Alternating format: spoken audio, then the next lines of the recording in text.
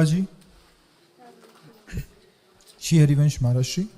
बाबा, मेरा ये प्रश्न है कि पहले जब मैं नाम जप करती थी तो बहुत आनंद आता था और मन भी लगता था, लेकिन अब माला करने का मन ही नहीं करता और प्रवृत्ति बदल रही है।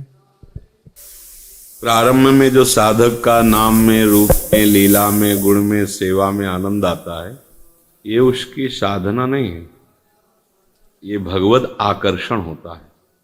जीव को भगवत मार्ग में आकर्षित करने के लिए प्रभु की तरफ से एक कृपा होती है। प्रारंभ में एक वृंदावन आया, बड़ा आनंद से कोई भी कथा लीला एकदम चित्त आनंदित हो गया। फिर जब वो इस मार्ग में चलता है तो अब जो उसके अंदर की गंदगी है, वासना, कामना, ममता, आसक्ति, अब उसको नष्ट करने के लिए अब चलो इस मार्ग पे। तो जब वो स्वयं से चलता है तो उसमें कुछ होता नहीं, क्योंकि वो नाम जप, वो आनंद आकर्षण के लिए प्रभु प्रसाद से मिला था और वो ही बराबर बढ़ता रहता यदि बीच में असाधन ना हो जाए तो। पर हम उस आनंद की फूलन में असाधन को स्वीकार कर लेते हैं। ये बचने का समय होता है। जब थोड़ा भी भगवत आनंद मिलने लगे तो उदासीनता बढ़नी चाहिए। पर नए साधक को क्या होता है कि आनंद तो मिल ही रहा है, तो पूर्वाभ्यास विषयों का विषयों में खेलने लगता है। वो आनंद छुप गया, अब चलो अपनी कोई उसमें रुचि थी नहीं, ना पहले थी ना अब है। अपनी कोई पवित्रता थी नहीं, ना पहले थी ना अब है। तो हमारी असली स्थिति ये है, वो कृपा से मिला था और वो बराबर चलता रहता यदि बीच में असाधन ना होता। इंद्रियजन्य भोगों में सुख बुद्धि करके उसमें उतरना, शरीर भाव से युक्त रहना, परिवार के सने संबंधियों के नातों को सत्य मानना सबसे बड़ा साधन है। इसी से वो रुके। नहीं तो जो भगवत आकर्षण होता है वो फिर बराबर आगे बढ़ाता चला जाता है। अगर असाधन ना हो तो, अगर असाधन बन गया फिर आपको चलना पड़ेगा, वो ढक गया। अब आप आज्ञा उल्लंघन हुई, निषेध कर्म बने, अब आप आज्ञा से धारण करो उनको, फिर आगे चलो। थोड़ा मंजिल आज जैसे सत्संग में कह रहे थे, कुछ समय फिर उसकी शुष्क अवस्था का आता है जो सत्संग के द्वारा ही काटा जाता है। और आगे जहाँ फिर भगवदानंद की अनुभूति होने लगी, फिर किसी के रुकेगा ही नहीं, क्योंकि वो प्रभु का नित्य अंश है। वो नित्य अंशी के आनंद से नित्य तृप्ति का अनुभव करने लगता है। तो अभी अनित्य वस्तुओं में तृप्ति का अनुभव करने की जो हमारी भावना है, ये हमारी उस कृपा के द्वारा जो नाम रूप लीला में थोड़ा सा रस लगा था उसको सुखा देती है। इसलिए उपासक सावधान रहे और विषयों की जो प्रवृत्ति है उसको निवृत्ति तक पहुंचने के लिए सावधानी पूर्वक नाम जप, सत्संग, वाणी पाठ, सेवा और भक्तों के सानिध्य, इससे हम अपने आप को सुरक्षित रखते हुए अंतःकरण की पवित्रता को प्राप्त होते हुए प्रभु तक पहुंच सकते हैं। नहीं तो इतना भयावह जंगल है कि फिर निकलना बड़ा मुश्किल। किसका प्रश्न था? हाँ, तो आप समझ लीजिए। ऐसा समझ में आया आपको? जी महाराज जी, बहुत क्रोध आना भी शुरू हो गया और छोटी छोटी बातों में लड़ाई कर लेती हूँ और गलत मूल की बात है वो। फिर आपको मत्सरता आती, ईर्ष्या आती, लोभ, ये तो सब उसी की डाले हैं। मूल बात बच्चा समझ लो, मूल सुधर जाएगा, सब सुधर जाएगा। मूल बिगड़ा तो अब इसके ऊपर शाखा पत्ते फूलों की कितनी भी चर्चा करती हो, वो तो सब है ही है। इसी में है सबका मूल जो है वो असाधन है, कामना है, शरीराशक्ति है, शरीराभिमान है, वासना है। उसी से हमारी गलतियां बढ़ते। वो सब कामा संजायते क्रोधा स्मृति भ्रमा स्मृति भ्रंशात बुद्धिनाशो बुद्धिनाशात प्रणश्यति। कामना की पूर्ति हुई, लोभ हुआ, लोभ से इस विमोह हुआ, मूढ़ता छाए, खत्म। वो आगे गिरता चला जाएगा, मूढ़ता छा जाएगी। इसलिए मूल बात सुधारे तब ठीक होगा। आशा जी। राधे राधे महाराज जी। महाराज जी, भजन कीर्तन मुझे अच्छा लगता है, पर जब मैं भजन याद करती हूँ तो मैं भूल जाती हूँ, तो उसे कैसे याद रखूं? कौन सा भजन? जो भी है, मतलब याद नहीं, गाने वाले। मेरे को बहुत केवल राधा राधा राधा याद कर लो और सब भूल जाओ, हो गया भजन। अब बुढ़ापे में स्मृति शक्ति गिरती है, स्मृति शक्ति जागृत थोड़ी होती है। और सब स्मृति का फल है राधा नाम सुधार समर से तुम जिह्वात में बिवला। और ये याद करने में क्या परिश्रम है? राधा राधा राधा राधा राधा, परम धन राधा नाम आधार, बात बन गई। और क्या याद करना है? अंकिता जी। श्री हरिवंश महाराज श्री।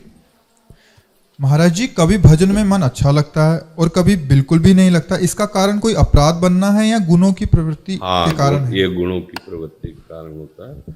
जब सतोगुण आता है तो बहुत अच्छा मन लगता है, जब रजोगुण आता है तो भजन करते हुए भोगों का चिंतन होता है, जब तमोगुण आता है बिल्कुल भजन में रुचि नहीं रह जाती, प्रमाद स्थिति छा जाती। ये गुणों के प्रवाह से ऐसा होता है। पर चतुर उपासक वही है कि हर स्थिति में भजन को संभाले। कैसे? जब ये समझे कि निद्रा, आलस्य, प्रमाद स्थिति आ रही, तमोगुण आ गया, बेमतलब गुस्सा आ रही, बेमतलब ऐसा चिंतन हो रहा है जिसने कभी अपमान किया, कभी गाली दी, ऐसा, और अंदर तो उस समय नाम कीर्तन करना चाहिए, क्योंकि चिंतन नहीं बन सकता। उस समय मूढ़ता छा गई। तमोगुण मूढ़ता पैदा करता है, प्रमाद पैदा करता है। तो चतुर उपासक है कि अपनी दशा देखकर उस समय भजन के अभ्यास को बदले, उस समय तत्काल नाम कीर्तन में लग जाए, या भगवान के स्तोत्रों का गायन करने लगे या पदों का गायन करने लगे।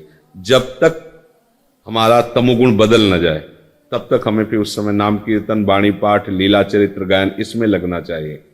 और अगर रजोगुण चल रहा है तो भोगों का चिंतन होगा और नाम जब चलेगा, उस समय विचार के द्वारा उसको हम नष्ट करें कि ये सारे भोग तो सब भोग ही रहे हैं, अगर इसमें सुख शांति होती तो सब लोग सुख शांति प्राप्त कर लेते। नहीं, मन तू गलत विचार कर रहा है, ठीक नहीं है। तो जहां हम बार बार उसको काटेंगे तो धीरे से सतोगुण में आ जाएगा, बदलने में देर नहीं लगती। और सतोगुण तो स्वाभाविक भजन की प्रवृत्ति बढ़ाता है। तो महाप्रभु हरिवंश चंद्र जी ने कहा है, यही डर ही डरप हरिवंश हित, जिनो भ्रमय गुण सलिल पर, जिह नामन मंगल लोक त्यों, सुहरिपद भज न विलंब कर। प्रभु के चरणों का आश्रय लेकर उनका भजन करने से तीनों गुणों पर विजय प्राप्त हो जाती है। वो उपासक सतोगुण से भी ऊपर उठ जाता है, त्रिगुणातीत अवस्था को प्राप्त करता है। तो हमें डरना नहीं है, भ्रमित नहीं होना है, उन गुणों के प्रभाव से प्रभावित होकर गलत आचरणों में नहीं जाना है।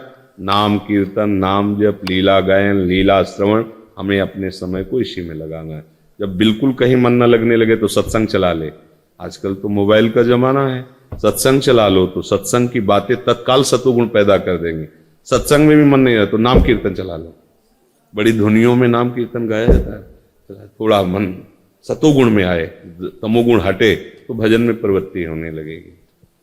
श्याम सुखदायिनी शरण जी। श्री सद्गुरुदेव भगवान के चरणों में कोटि कोटि प्रणाम। भगवान, एक दिन मोबाइल में आपके पुराने सत्संग से श्री नारायण स्वामी जी द्वारा बताया गया अजपा जाप का प्रयोग कैसे करें, 3 सरल उपाय सुनने को मिला, परंतु 1 मिनट ही सुन पाया था कि वो डिलीट हो गया। अतः यदि आप उचित समझे तो इसे समझाने की कृपा करें। अजपा जाप सिद्ध पुरुष से होता है। साधक पहले वाचिक आदि के द्वारा नाम जप में रुचि पैदा करता है, फिर उपांशु मंत्र जाप नाम जप, फिर मानसिक, और मानसिक से फिर उसका प्रचार प्रसार पूरे रोम रोम रग रग में। अब उसको जपना नहीं पड़ता। अजपा जाप जपा नहीं जाता, जपना अजपा जाप कैसे हो सकता है? जपना अजपा नहीं हो सकता ना। देखो, बोले जपना है तो अजपा कैसे हो सकता है? अजपा तभी होगा ना जब जपना नहीं है। हाँ, ऑटोमेटिक सिस्टम, स्वाभाविक नाम अपने आप इस पर, जैसे हमारी पुतलियां हैं ना अपने आप चलती है, श्वास अपने आप, हम उसमें प्रयास नहीं करते, ऐसे ही बिना प्रयास के निरंतर नाम चलना अजपा जाप कहा जाता है। ये सिद्ध पुरुष का होता है। हम पहले श्वास श्वास पे नाम अधिक जप करने का अभ्यास करें, जैसे बने। मान लो हमारा मानसिक नहीं लगा तो राधा वल्लभ श्रीहरिवंश, राधा वल्लभ श्रीहरिवंश, राधा वल्लभ श्रीहरिवंश, राधा वल्लभ श्रीहरिवंश, राधा वल्लभ श्रीहरिवंश, वो गुनगुनाहट हमारे दिमाग में भर रही, राधा वल्लभ श्रीहरिवंश, राधा वल्लभ श्री। थोड़ी देर आप 1 घंटा ऐसे करो राधा वल्लभ श्रीहरिवंश, फिर रुक जाओ तो देखो चलने लगेगा राधा वल्लभ श्रीहरिवंश। पर पूर्व अंदर मलिनता होने कर ज्यादा देर नहीं चलेगा, फिर वो अपनी तरंगे माया फिर फेंकने लगेगी। तो हमको अभ्यास के द्वारा ऐसा कर लेना है। फिर रोम रोम जब रग रग बोले तब कछ स्वाद नाम को पावे, फिर स्वाभाविक नाम चलने लगता है। वो सिद्ध पुरुषों का चलता है। अपने को अभ्यास पहले करना जपने का, और अजपा तो श्री जी की कृपा से होगा। स्वाभाविक अभ्यास सिद्ध हो गया, वही अजपा हो गया, स्वाभाविक चलने लगता है।